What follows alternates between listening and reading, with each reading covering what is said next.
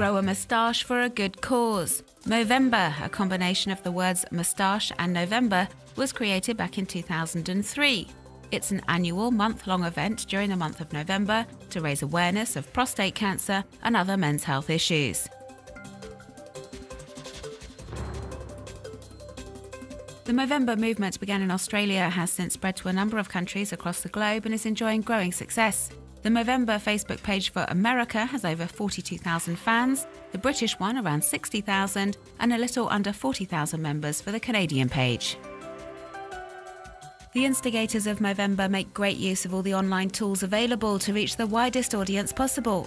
A Twitter account's been set up along with a specific YouTube channel hosting dozens of videos about the movement and also more offbeat video clips, often pretty funny, aimed at making men aware of the importance of looking after their health. An annual event focusing on men's health, but women are of course welcome to take part by wearing a false moustache, for example, or by quite simply putting up with their partner's one for an entire month. In this tongue-in-cheek video, for example, we see how being kissed by a moustached man can leave some unsightly and somewhat sore rashes.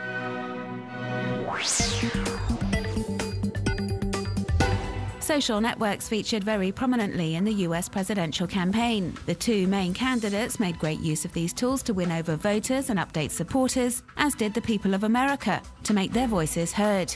The incumbent president announced his victory in the 2012 presidential election on Twitter. Shortly after results in key states were announced, Barack Obama took to the microblogging platform to thank his supporters for giving him another 4 years in office. Another indication of the important role played by social media in the campaign, the two opponents sent out multiple messages to supporters throughout Tuesday's election day. Mitt Romney's post took on a somewhat dramatic tone. Obama's were more light-hearted, but they both had the same objective: encourage American voters to turn out en masse, as turnout was crucial in the neck-and-neck race. But the White House hopefuls weren't the only ones using these online tools. It would seem countless voters have turned to social networks to share their political views. According to a study carried out by Pew Research, 22% of Americans clearly stated who they would be voting for this year via Twitter or Facebook. The findings also show that 30% of voters use social media platforms to encourage their friends and family to cast their ballot on November 6th. And many Americans, from celebrities to the man in the street, also use social networks to share photos of them fulfilling their civic duty on Tuesday, illustrating once again the prominent role played by the internet in the election campaign. The 18th National Congress of the Communist Party of China is underway in Beijing, and Chinese web users often find themselves playing a game of cat and mouse with the censors. The authorities are displaying a certain unease during this period of political transition, and the list of blocked keywords, which includes names of China's top officials, can give an insight into the issues the government deemed to be too sensitive.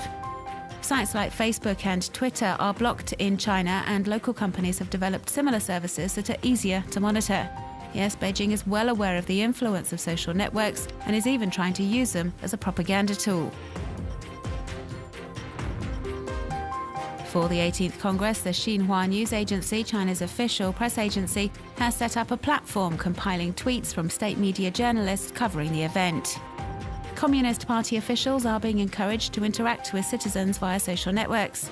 Xu Bin, for example, has posted a series of photos from the 18th National Congress on his blog, but doesn't give any details on how the leadership transition is progressing.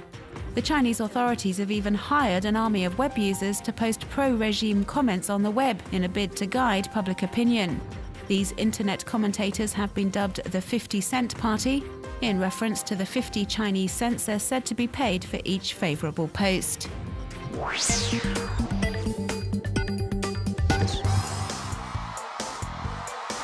Can't touch this. In this video, Freddy Saleh, a web user and skilled music editor, has taken extracts from speeches delivered by Barack Obama to recreate the MC Hammer hit from the 90s, "You Can't Touch This," an original and fun way of celebrating the re-election of the US president. Can't touch. I told you, homeboy, can't touch this. Can't touch this. Can't touch this.